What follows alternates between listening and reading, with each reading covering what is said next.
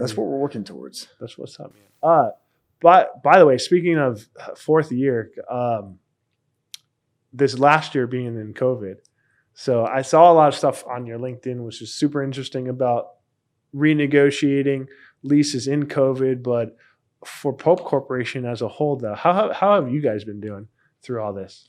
We've been doing well. There's a lot of clients, a lot of tenants out there Yeah. that need help during this time or at least have questions. Mhm. Hey, are we eligible to get free rent right now? Can we Yeah. reduce our rent? Can we renegotiate this? Can we sublease this space?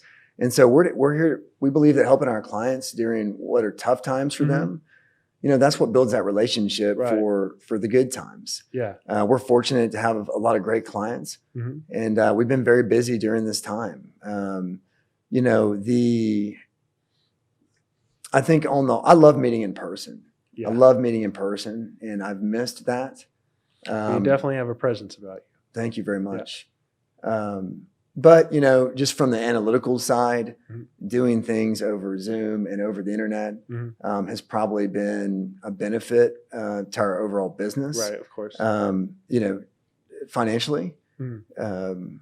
it's just not as fun as going to see someone face Yeah. to face. Dude, I'm right there with you, man. It's for us, we've had to kind of change things up a bit and realize it's not the most practical thing to go in person too much now.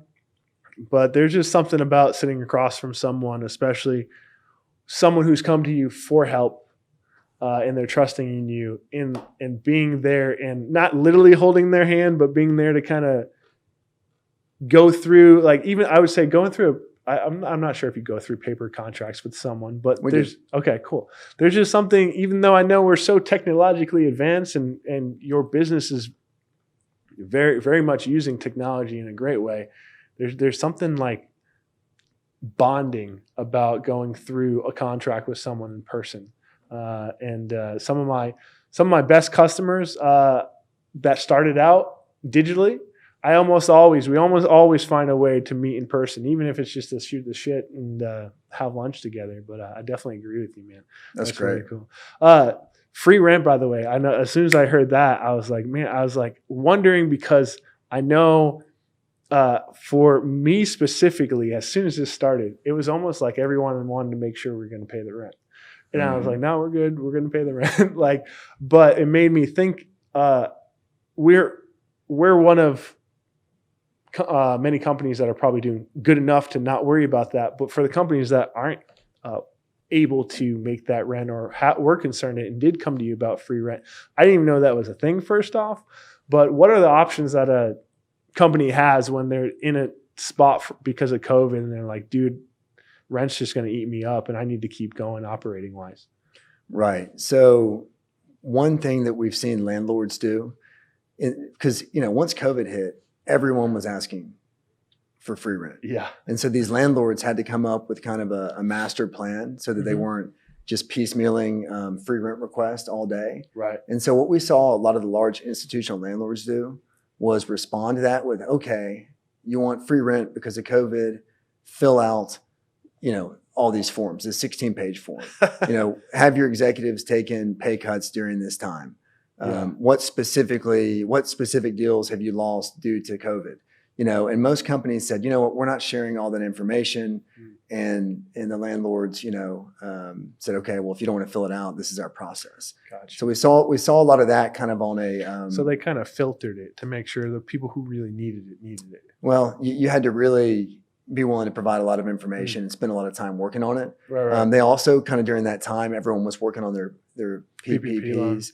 And so that kind of, kicked the can down the road on, the landlord side of things. Yeah. We, in the office space sector has been paying rent on a much higher percentage than the retail sector.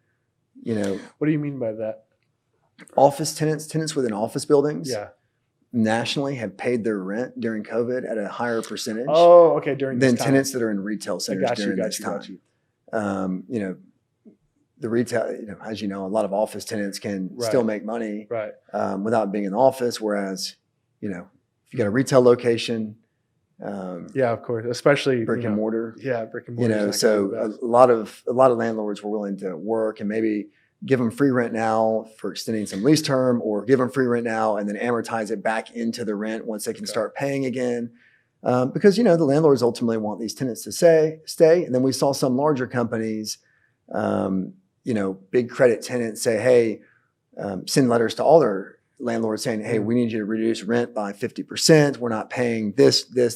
Yeah. And, you know, then it becomes kind of a, you know, negotiation with the landlord because they're contractually obligated to pay that rent. Yeah. So that's what I was always curious about, because you have these tenants that, yes, they're obviously in a rough place, especially retail.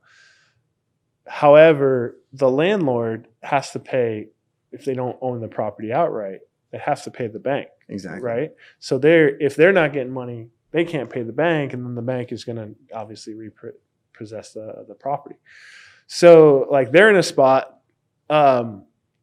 What's their incentive to even provide free rent? Because that's, to me, I can't really wrap my head around it, because that's their only stream of income, right?